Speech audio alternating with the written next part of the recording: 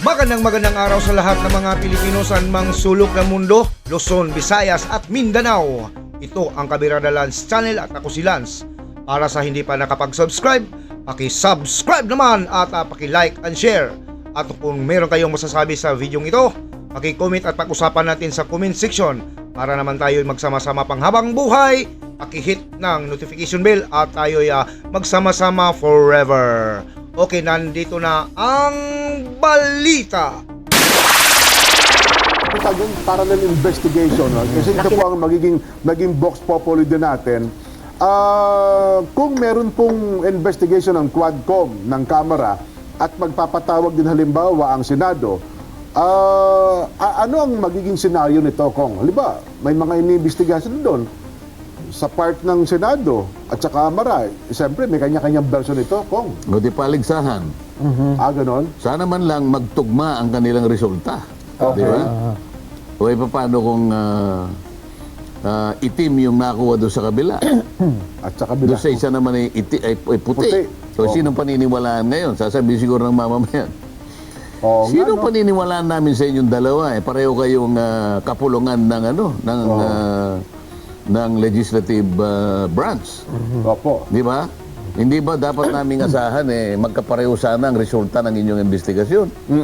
Di ba? Bakit po ito itim? Sa kabila ay puti. Oo. So, yan ang sinasabi ko. Paano halimbawa kung ipatawag din ng Senado si Garma? Di ba?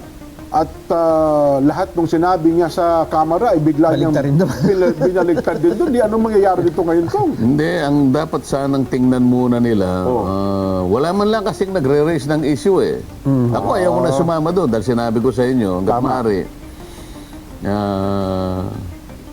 ayaw nilang pakinggan ang mga sinasabi ko eh. Opo. Baka mamaya awayin lang nila ako doon. Kaya tayo naman hindi tayo nakikipag-away. Kaya ako minsan ginagamit ko na lamang ang ating palatuntunan para sa ganon, maliwanagan ng ating mga kababayan. Opo. Halimbawa, yung affidavit ni...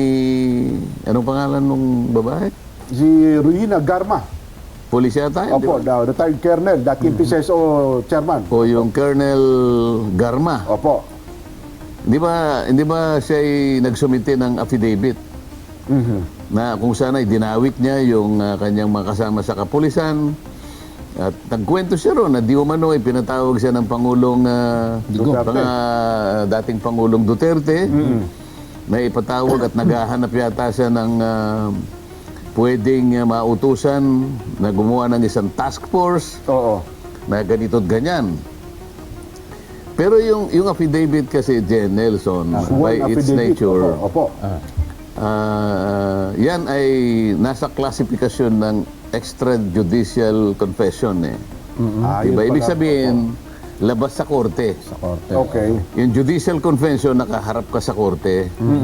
Ito extrajudicial confession kasi labas ng Sa labas ng korte. Ngayon, depende kung... Dapat siguro napagtatanong muna, kailan niya ba ginawa yun? Nung panahon bang siya nakakulong? Kasi alam ko nakakulong nung gawin niya. Opo, na-contempt na. Sa Kongreso po siya siya. nakakontempt, tapos siya gumawa siya ng affidavit. Opo. Meron bang nagtanong, ang laki yata ng ang laki ng pagkakaiba nang ikaw ay nakakulong at ikaw ay hawak-hawak mo yung kalayaan, gagawa ka ng sarili mong pagpapahayag. Kung nakakulong ka, doon pa lamang sa atmosphere o kondisyon ng pagkakagawa mo niyan ay parang hindi na voluntary. Di ba? Kaya nga po panayang gulhul niya ng iyak ko, di ba?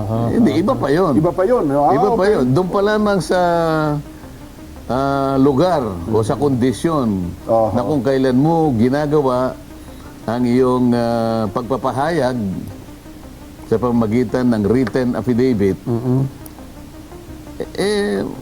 maaari ka nang magduda sapagkat nakakulong yung tao Di ba?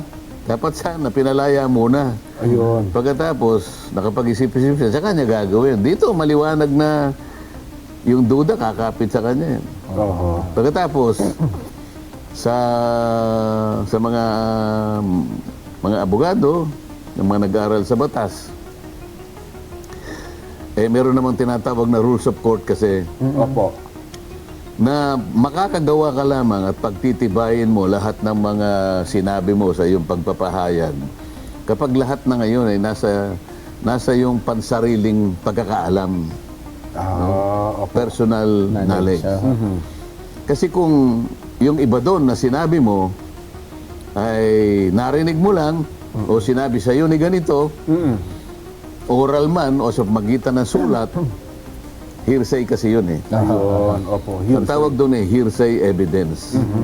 Ano mang klaseng pagdideklara ng isang tao ay binding lamang yon sa kanya. Ibig sabihin, nagpahayag siya sa pagitan ng affidavit, siya lamang nakatali doon sa kanyang pagpapahayag.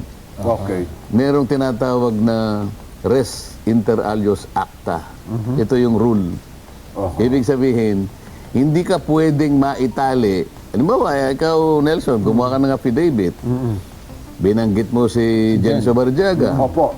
Binanggit mo itong 3 cameramen dito. Opo. Hindi basta ganun ka-simple yun. Hindi mo magagamit yun kahit na ginamit mo yung pangalan, bininggit mo yung pangalan, sabagat yun ang rule. Yun ang tuntunin. Res inter alios acta. Kailangan patibayin mo yan sa pagitan ng ibang mga independent evidence.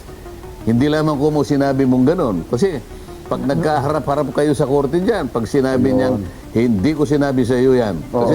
Kasi ikaw ang claim mo eh. Sinabi.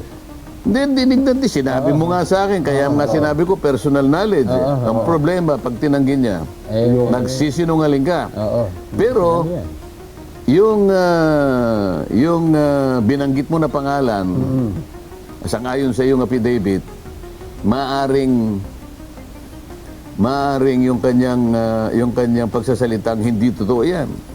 Maring humina yun sapagkat meron kang bukod sa sinabi niya, meron ka pang independent evidence. At yung independent evidence na yun ang magiging arbiter kung sino nagsasabi sa inyo ng totoo. Ganun pala. So dapat may corroborating statement pala yun, Kong. Hindi lamang statement, kung lahat ng bagay na pwedeng makapag-corroborate na sinabi mo, para sa ganun, yung personal na knowledge mo ay talagang mapapatibayan. Di ba? Kung hindi, mananatiling hearsay evidence kahit nasabihin mo pa. Ang mahirap kasi yung pagpapatibay ng kanyang aligasyon. Ng aligasyon mo na lalo kinontra ka nun. Paano kung yung binanggit na dyan na mangyari? Na pagdating niya sa Senado, bigla siya mag 360 degrees. Nako. Nangyayari yun sa maraming pagkakataon. Alam mo, pwede niyang i-repudiate yun. Sasabihin niya, paano naman po, nakakulong po ako dun. Nako. Ang pagkakaalam ko, meron siyang anak na...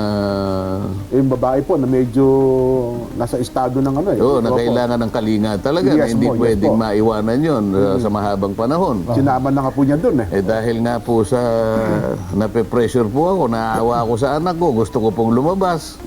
At ako po yung pinressure nila kanya na gawin ito. Pati po sila na nga po ang gumawa niyan eh. Halimbawa. Kasi tingnan mo, nakakulong ka. Okay, kung ako yung halimbawa, magtatanong sa kanya, ito po yung nakatype eh. Sino po nag-type nito? Nga, may typewriter. Di ba? Kayo po ba'y binigyan ng computer? Saan po ipinrate? Doon po doon sa kulungan. Kasi po ako, alam ko po yung pasilidad dyan, walang computer dyan. Oo nga naman. So saan nyo po, kayo po ba yung mismong nag-type niyan? Sa cellphone ba yan? O merong nag-type po para sa inyo? Nag-print ba yan? Di ba? Paano yung paraan ng pagkuha? Marunong po ba kayo mag-type? Hindi po ka. Sino nag-type para sa'yo? Kaya pala nung binasa niyo kanyang statement ko na may binanggit siya na parang pangalan ng isang organisasyon na parang siya mismo napigilan eh. Parang gusto sabi, bakit sabi itong organisasyon ito parang hindi ko naman natabi parang ganito na. Diretsuhin mo na, meron siyang binanggit na isang pulis na nagngangalang Ed Leonardo. Yun na nga Tapos po. sinabi na miyembro ng INC. Yun na nga po. Doon lang makikita mo illogical eh. Para bang yung pagkakasabi niya na naghahanap di umano. Opo. Ang dating Pangulong Duterte ng isang tao na... Isang pulis ng kasapi ng ganitong kailangan kanya isang pulis. Opo. Kailangan nasa intelligence at kailangan miyembro ng INC. Ano naman ang kinalaman ng kanyang paniniwala, halimbawa? Di ba? Kaya nga Parang po. walang logic eh. Oo. So, wala man lang nagtanong doon. Kung ako lang sana, kung hindi lang nila ako aawayin. Opo. Baka mamaya, kasi pagpunta ko ron, Nako. hindi lamang yun naman ang tatanungin ko eh. Siyempre po. Pati yung premises, pati yung pagkakatatag ng Quadcom, tatanungin ko na sila eh. Oho. Tatanungin ko na sila, ipalabas na ninyo yung mga balangkas ng inyong mga panukalang batas na bago pa kayo nagpatawag ng Quadcom, nandyan na lahat yan. Oho. Hindi po pwede na nauna yung pagkakatatag ng Quadcom at saka nyo lang naisip na meron pala kayong gagawin panukalang batas. Objective. Baligtad po yun. Nako. Yung kariton, hindi niya pwedeng hilayin yung kalabaw. Tanda mo yan, Jen? Tama po. Oho. Ha? Baliktad. Sa pagkakaalam ko, yung paghuling pagkakacheck ko nito, yung kabayo ang umihila sa karitela. Opo. Hindi karitela Nang humihila sa kabayo. ang umihila sa kabayo ng paurong. Hindi ka.